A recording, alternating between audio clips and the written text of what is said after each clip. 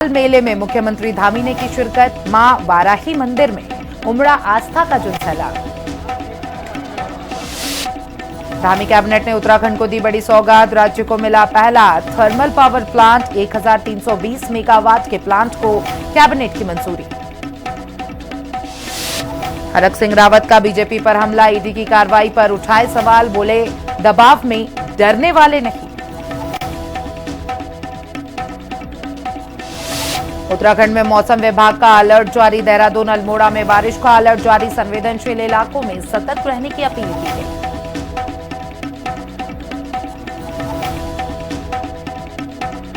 नमस्कार, हिंदी खबर देख रहे हैं आप और मैं हूं आपके साथ अंकिता शुक्ला। उधम सिंह नगर के चकरपुर पहुंचे सीएम पुष्कर सिंह धामी। रक्षाबंधन कार्यक्रम में शामिल हुए मुख्यमंत्री और इसी के साथ सीएम धामी ने बहनों से राखी भी बंधवाई। माताओं और बहनों से सम्मान मिला और सीएम पुष्कर सिंह धामी ने कहा कि महिला सशक्तिकरण हमारी प्राथमिकता है।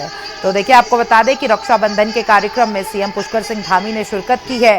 सीएम धामी ने बहनों से राखी बंधवाई। आप तस्वीरों में देख सकते हैं कि किस तरीके से महिलाएं सीएम पुष्कर सिंह धामी को राखी बांधते नजर आ रही है और इसी के साथ माताओं और बहनों से ये सम्मान मिला, सीएम पुष्कर सिंह धामी ने कहा।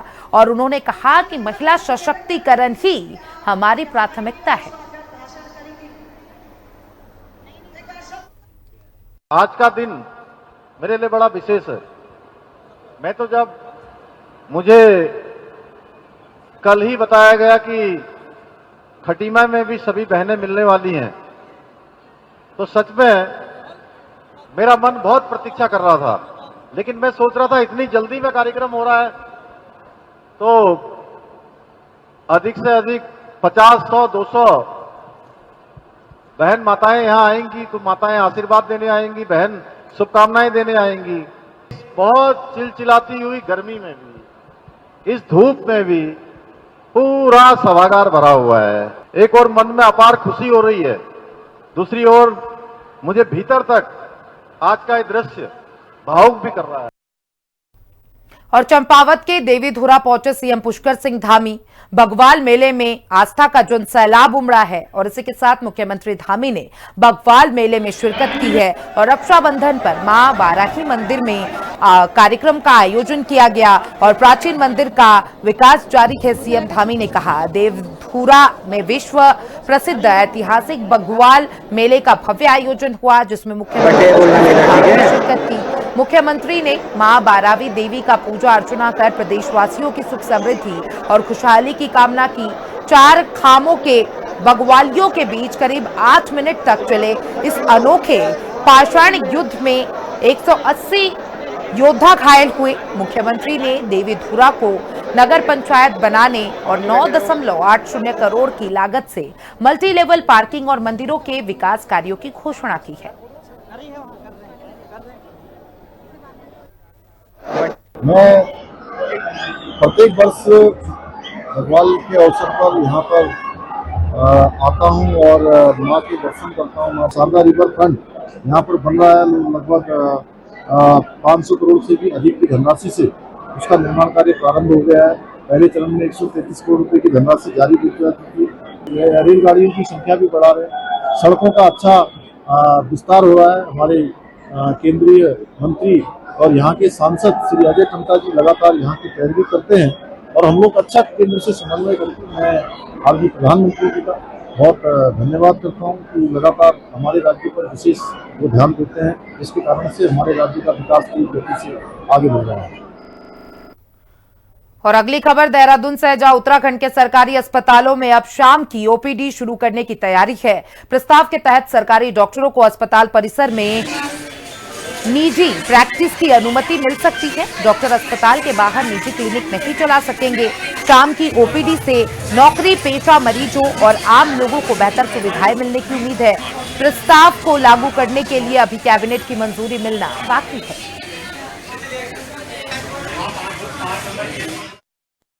वॉलंटरी डॉक्टर जो चाहते हैं कि हम ओपीडी आवर्स के बाद प्रैक्टिस कर सके, तो आप एक चीज का परीक्षण कर रहे हैं कि क्या ओपीडी आवर्स के बाद हॉस्पिटल कैंपस में डॉक्टर्स को प्राइवेट प्रैक्टिस करने की अनुमति दी जाए, इस शर्त के साथ कि अगर किसी की सर्जरी भी करनी होगी तो अस्पताल में की जाएगी, दवाइयाँ भी हॉस्पिटल से दी जाएंगी और केवल डॉक्टर प्राइवेट प्रैक्टिस कर सकते हैं। अब इसकी फीस का निर्धारण सरकार करेगी ताकि हर समय हमारे मरीजों को डॉक्टर्स उपलब्ध रहें। उनकी सहमति से जो आदमी, क्योंकि जो प्रैक्टिस करेगा उसको एनपीए तो नहीं मिलेगा, जो नॉन प्रैक्टिसिंग अलाउंस है उसका बंद होगा। तो इसीलिए हमने स्वेच्छा के आधार पर इसको बात सोचा है कि परीक्षण करा रहे हैं कि जो चाहे कि मैं प्राइवेट प्रैक्टिस करना चाहता हूँ उसको हम अलाउ करेंगे। उत्तराखंड में जो डॉक्टर्स हैं उनकी पहले से काफ़ी कमी रही, तो उसके कारण से क्या है कि एक चलन था कि सरकारी डॉक्टर प्राइवेट प्रैक्टिस करते थे या फिर घर में मरीज देखते। ये मद्रास हाईकोर्ट का भी डिसीजन है कि जब तक ये पूर्ण तरह से प्रतिबंधित ना हो तब तक इसे हम प्राइवेट प्रैक्टिस को जारी रखेंगे। तो उसमें उन्होंने किया क्या है कि वो जो एनपीए है उसके लिए चॉइस दी हुई है, जो प्रैक्टिस करना चाहते हैं शाम को वो एनपीए न लें। और देहरादून से बड़ी खबर, लैंसडॉन विधायक महंत दिलीप रावत ने आपदा प्रबंधन को लेकर सरकार की तैयारियों की तारीफ की है। उन्होंने कहा कि उत्तराखंड संवेदनशील राज्य है जहां आपदा का खतरा हमेशा बना रहता है। मुख्यमंत्री पुष्कर सिंह धामी के नेतृत्व में सरकार ने आपदा से निपटने के लिए पुख्ता इंतजाम किए हैं। मानसून और चारधाम यात्रा को देखते हुए सरकार पूरी एहतियात बरत रही है। देखिए, उत्तराखंड तो एक मैं समझता हूँ आपदाग्रस्त क्षेत्र तो है ही और इसलिए संवेदनशील भी है।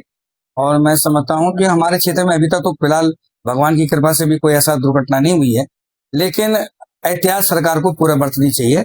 और मैं समझता हूँ कि धामी जी के नेतृत्व में आपदा के लिए पूरे प्रबंध कर दिए गए।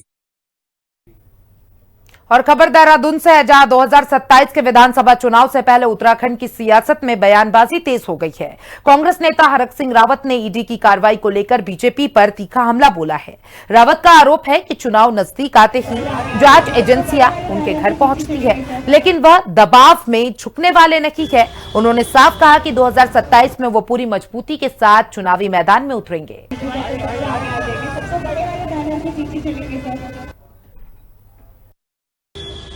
देखिए, हरक सिंह रावत, मैं छात्र राजनीति से आया हूँ और मैंने बहुत बार पौड़ी जेल में, पुरानी पौड़ी जेल में, देहरादून जेल में, बहुत छात्र आंदोलनों में, शिक्षक आंदोलनों में, अंशकालिक टीचर्स के लिए मैंने बहुत मुकदमे झेले। एक पैर हमारा जेल में होता है, एक पैर सड़कों पर होता है। मुझे कोई नहीं, और मुझे ज्यादा, मैं आज आपको कह रहा हूँ, जब मैं मंत्री रहता हूँ उतना ज्यादा खुशी महसूस नहीं करता हूँ जितना मैं सड़कों पर लोगों के लिए जब संघर्ष करता हूँ या मैं संघर्ष में सहयोग करता हूँ, अपने कार्यकर्ताओं के लिए संघर्ष करता हूं। जैसे एक सिपाही देश की सीमा की सुरक्षा के लिए लड़ाई लड़ता है, उसी तरह हम लोगों के अधिकारों के लिए लड़ाई सड़कों पे लड़ रहे हैं। और खबर देहरादून से है जहां नेपाल में आई भीषण आपदा के बाद भारत ने एक बार फिर मदद का हाथ बढ़ाया है। बीजेपी के प्रदेश अध्यक्ष महेंद्र भट्ट ने कहा कि भारत नेपाल के बीच रोटी बेटी और साझा संस्कृति का गहरा रिश्ता है। पीएम मोदी ने नेपाल के प्रधानमंत्री से फोन पर बात कर हालात की जानकारी ली और हर संभव मदद का भरोसा दिया। केंद्र सरकार ने राहत सामग्री भेजी है और संकट की इस घड़ी में भारत पूरी मजबूती के साथ नेपाल के साथ खड़ा है।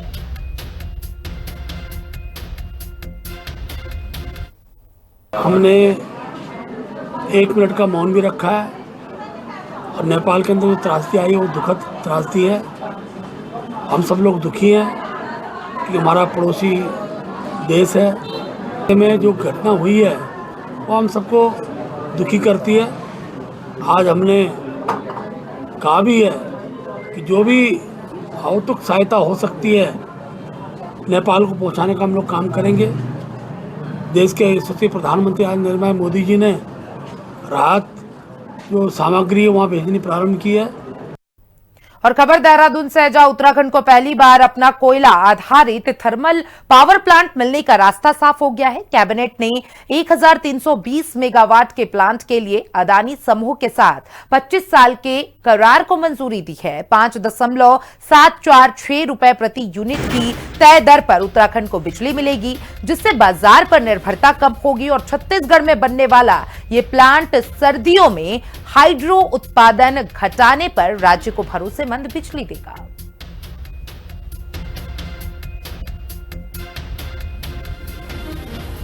कोयला मंत्रालय ने राज्य को कोटा एलोकेट कर लिया। Okay sir. हमारा बिडिंग प्रोसेस पूरा होकर के अंतिम अनुमोदन होने के बाद बिल्कुल सर। आएंगे और इनको आपको सप्लाई करना है। ओके। और लेकिन वो प्लांट तो नया बनेगा ना जी। तो उसके कंस्ट्रक्शन पीरियड भी तो 4-5 साल लगेंगे।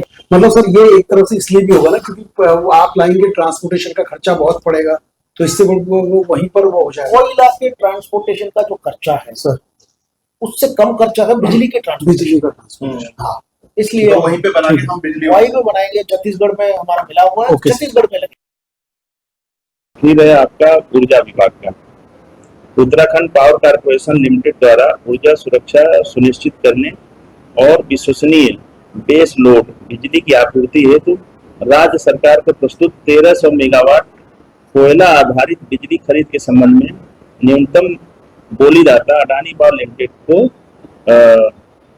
5.746 प्रति यूनिट के कुल टैरिफ पर 25 वर्षों के लिए 1320 मेगावाट कोयला आधारित बिजली की खरीद को स्वीकृति प्रदान किए जाने एवं उत्तराखंड पावर कारपोरेशन लिमिटेड के साथ बिजली आपूर्ति समझौते एवं अनुसंधि अभिलेखों में हस्ताक्षर करने, आवश्यक शर्तें पूरा करने, नियामक आयोग से वैधानिक स्वीकृति प्राप्त करने के लिए अधिकृत किए जाने हेतु माननीय मंत्रिमंडल द्वारा स्वीकृति प्रदान करने का अनुरोध किया गया था, जिसमें स्वीकृति प्रदान की गई। ऋषिकेश में रक्षाबंधन का पर्व हर्ष उल्लास और पारंपरिक श्रद्धा के साथ मनाया गया।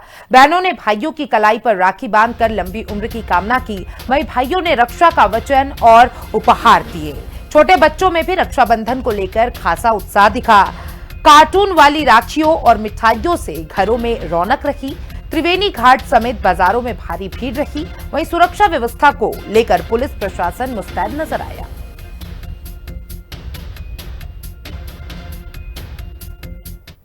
हल्द्वानी में रक्षाबंधन पर जेल के बाहर भाई बहन के रिश्ते की भावुक तस्वीर देखने को मिली है। अपने भाइयों को राखी बांधने के लिए बड़ी संख्या में बहनें जेल पहुंची। बहनों ने भाइयों की कलाई पर राखी बांधकर उनके जल्द घर लौटने की कामना की। कई बहनों ने प्रशासन से भाइयों की जमानत और कानूनी प्रक्रिया में नियमानुसार मदद की अपील की। बहनों की उम्मीद है कि अगला रक्षाबंधन उनके भाई जेल में नहीं बल्कि परिवार के साथ घर में मनाएंगे। मंदिर में बोलो। अरे नहीं दीदी, सब लोग राखी। टिहरी जिले में रक्षाबंधन का पर्व बड़े धूमधाम और उत्साह के साथ मनाया गया। बहनों ने भाइयों की कलाई पर राखी बांधकर उनकी लंबी उम्र और सुख समृद्धि की कामना की। वहीं भाइयों ने बहनों को अपनी रक्षा और हर सुख दुख के साथ देने का वचन भी दिया। पूरे जनपद में रक्षाबंधन को लेकर उत्साह और उल्लास का माहौल देखने को मिला। खबर लक्सर से है, जहां देश भर की तरह रक्षाबंधन का पर्व धूमधाम से मनाया गया। बहनों ने भाइयों की कलाई पर राखी बांधकर उनकी लंबी उम्र की कामना की।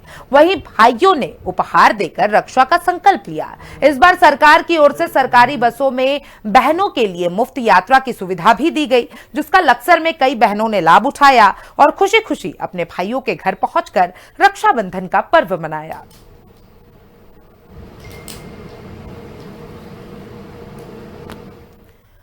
और खबर लक्सर से है, जहां रक्षाबंधन पर दिन भर जाम से लोग बेहाल नजर आए। लक्सर रुड़की और लक्सर पुरकाजी हरिद्वार हाईवे पर वाहनों की लंबी कतारें लगी हुई रही और बहादुरपुर रेलवे फाटक पर बार बार ट्रेनों के चलते फाटक बंद होने से जाम की स्थिति और बिगड़ गई। जाम के कारण कई बहनें समय पर अपने भाइयों के घर नहीं पहुंच सकी।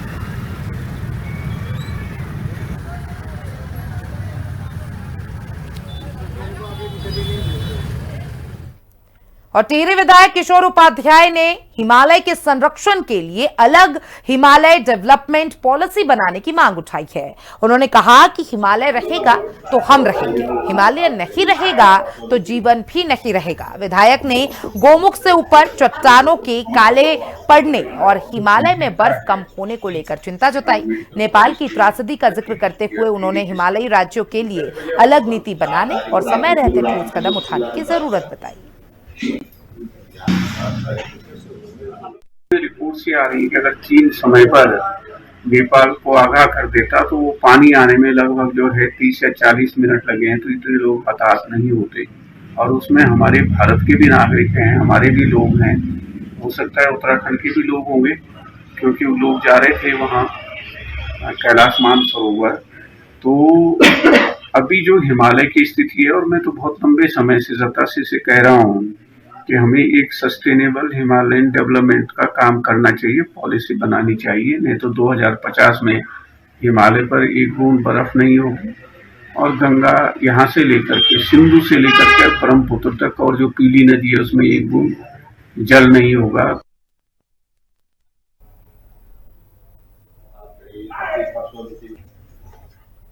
और रुद्रप्रयाग में पहाड़ी क्षेत्र में सतर्कता बढ़ गई है। आपको बता दें कि केदारनाथ धाम पर प्रशासन अलर्ट मोड पे दिखाई दे रहा है। संवेदनशील इलाकों पर प्रशासन की निगरानी बढ़ा दी गई है। जिला आपदा नियंत्रण कक्ष से निगरानी रखी जा रही है।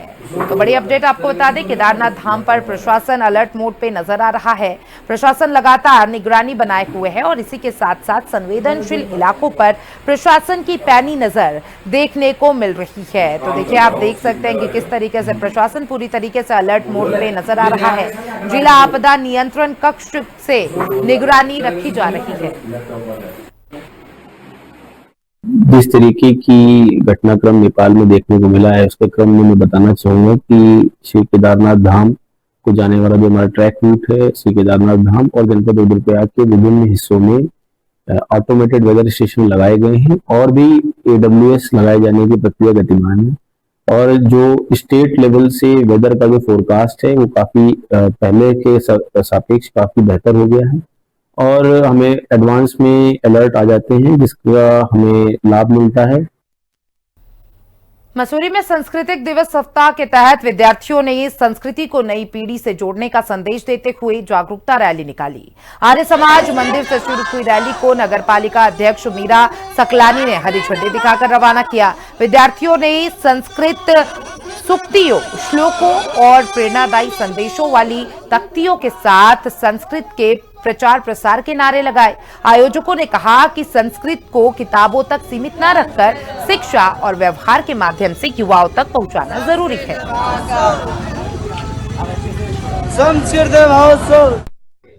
सर, ये प्रत्येक वर्ष हम एक हफ्ते के लिए जो है हमारा संस्कृत सप्ताह मनाया जाता है, जो रक्षाबंधन से 3 दिन पहले और 3 दिन बाद तक होता है। पूरे उत्तराखंड में सभी संस्कृत विद्यालय इसे धूमधाम से मनाते हैं प्रत्येक वर्ष। तो ये इसीलिए मनाया जा रहा है ताकि जो हमारी संस्कृत भाषा विलुप्त होती जा रही है वो जो है जन जन तक पहुंच सके, उसके लिए हम प्रचार प्रसार करते हैं। हम लोग स्कूलों में भी टीच करने जा रहे हैं, बाकी हमारे स्कूल में भी बच्चे पढ़ रहे हैं और हमने अभी जो सरकार की तरफ से एक ग्राम या मोहल्ला गोद लेने की बात थी, तो हमने अभी इसमें वार्ड नंबर 3 जो हमारे विद्यालय के निकट है वो हमने गोद ले रखा है। उसमें हम आसपास के बच्चों को जो अलग अलग कम्युनिटी के हैं उनको हम संस्कृत भाषा सिखा रहे हैं। ये श्रावण पूर्णिमा, जिसे हम रक्षाबंधन भी कहते हैं, रक्षाबंधन से 3 दिन पूर्व, एक दिन रक्षाबंधन का और रक्षाबंधन से 3 दिन आगे तक का, तो ये 7 दिन का संस्कृत महोत्सव मनाया जाता है। ये हम मसूरी ही मात्र नहीं, संपूर्ण देश भर जहाँ पर भी संस्कृत प्रेमी है, संस्कृत भाषा के प्रेमी है, देव भाषा के जो प्रेमी है, वे सभी संस्कृत के रैली का आयोजन करते हैं। और वर्तमान समय पर भी अभी संस्कृत भाषा को बढ़ावा देने के लिए विभिन्न प्रकार के आयोजन किए जा रहे हैं, विभिन्न प्रकार के कवि सम्मेलन किए जा रहे हैं जो मात्र संस्कृत भाषा में ही होते हैं। लेकिन मैं कहना अवश्य कहूंगा कि हम कोई भी भाषा सीखे, लेकिन संस्कृत भाषा हमें जरूर सीखनी चाहिए, क्योंकि संस्कृत के गौरव प्राप्त है संस्कृत भाषा को, और उस गौरव को प्राप्त करना हम सभी का कर्तव्य बनता है। और इधर रांची में सीएम हेमंत सोरेन ने राखी का पावन पर्व मनाया। बड़ी बहन अंजनी सोरेन ने कलाई पर राखी बांधी और भाई के स्वस्थ दीर्घायु जीवन की मंगलमय कामना भी की है। सीएम ने भी बहनों को आशीर्वाद और शुभकामनाएं दिया है। तो आपको बता दें कि सीएम हेमंत सोरेन ने अपनी बहन के साथ रक्षाबंधन का पावन पर्व मनाया और इसी के साथ सभी देशवासियों को शुभकामनाएं भी दी। और बड़ी बहन अंजनी सोरेन ने कलाई पर राखी बांधी, भाई के स्वस्थ दीर्घायु जीवन की मंगलमय कामना भी की है।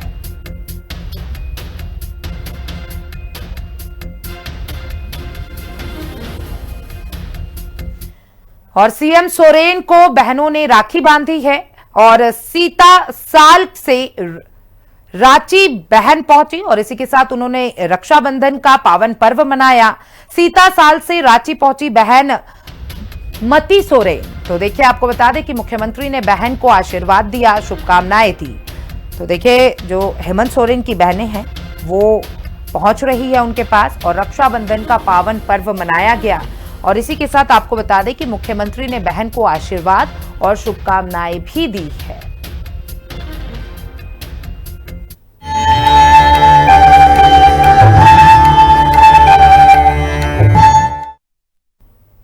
और अगली खबर सहारनपुर से है। कांग्रेस सांसद इमरान मसूद रक्षाबंधन के पावन अवसर पर अपनी मुंह बोली बहन पूजा भाटिया के घर पहुंचे और राखी बंधवाई।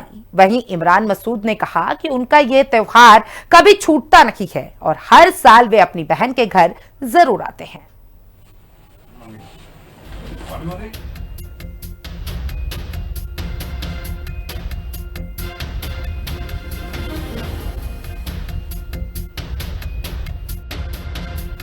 मैं हर साल राखी बंधवाता हूँ। ये कोई पहली बार नहीं है। सालों साल हो गए, 30 साल से के करीब हो गया मेरे ख्याल से। तो हर साल आता हूँ। रक्षाबंधन का त्योहार है, भाई बहन के मोहब्बत का यही एक पर्व होता है, तो बहुत खुशी के साथ मनाया जाता है। हाँ, लोग जो है किसी की बातें भी करते हैं। अरे ऐसी मानसिकता के लोगों का मेरे पास कोई जवाब नहीं है कि उनको कोई जवाब भी दिया जाए।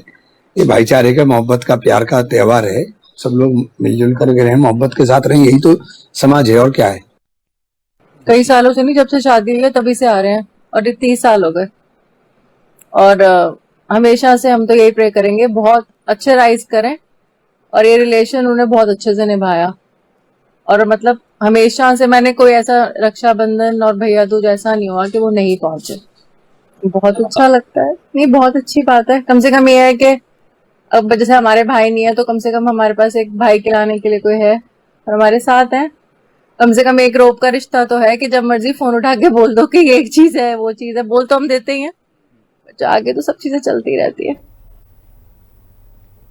हरदोई में जोधनपुरवा गांव से बड़ी खबर सामने आई है, जहां पर हैंड ग्रेनेड मिलने से हड़कंप मच गया है। सतीश कुमार का आरोप है कि रात में किसी ने उनके घर के अंदर पॉलीथीन में लिपटकर यह संदिग्ध वस्तु फेंकी थी, जिसके बाद उनसे पॉलीथीन खोलकर देखा तो पता चला कि हैंड ग्रेनेड है, जिसके बाद उन्होंने 112 पर फोन कर पुलिस को सूचना दी। पुलिस मामले की जांच में जुटी है। हमारे बच्चे जिम्मेवारी लो, मैं भी खा लेता हूं। डायल 112 के माध्यम से कॉलर सतीश पुत्र रामसेवक निवासी ग्राम जोधनपुरवा थाना हरपालपुर जनपद हरदोई ने यह सूचना दी कि एक हैंड ग्रेनेड पड़ा हुआ मिला है। सूचना पर तत्काल थाना हरपालपुर पुलिस द्वारा मौके पर पहुंचकर घटनास्थल का निरीक्षण कर आवश्यक सुरक्षात्मक उपाय किए गए एवं हैंड ग्रेनेड के विनष्टीकरण हेतु बम डिटेक्शन एंड डिस्पोजल स्क्वाड को सूचना दे दी गई है। आवश्यक वैधानिक कार्रवाई प्रचलित है एवं मौके पर कानून एवं शांति व्यवस्था संबंधी कोई समस्या नहीं है। टाइम पे मैं खाना ना खा रहा था, उसके बाद मेरे घर पे बम फेंकी है। तो बम मेरी पन्नी पड़ी है, उसके ऊपर गिरी है। तो वो उठा के मैंने पन्नी में भर के लकड़ी से मैंने बाहर फेंक दी। बाहर से सवेरे हमने देखा तो हमने लेके आए ही दिखाई, दिखाया 4 आदमी को, तब दिखाया तब हमने फ़ोन किया था। पुलिस आ गई थी, 10 मिनट लगे थे, पता नहीं उधर ले गए थे लोधी तरफ। और मेरठ के हस्तिनापुर में एक स्कूल टीचर ने एक छात्र को 28 सेकंड में 17 थप्पड़ मार दिए। थप्पड़ मारने की घटना सीसीटीवी में कैद थी। छात्र की खता केवल इतनी थी कि उसकी क्लास के एक छात्र से कहासुनी हो गई। इसी पर टीचर आग बबूला हो गए और ताबड़तोड़ थप्पड़ जड़ दिए। छात्र के पिता ने पुलिस में शिकायत कर कार्रवाई की मांग की है।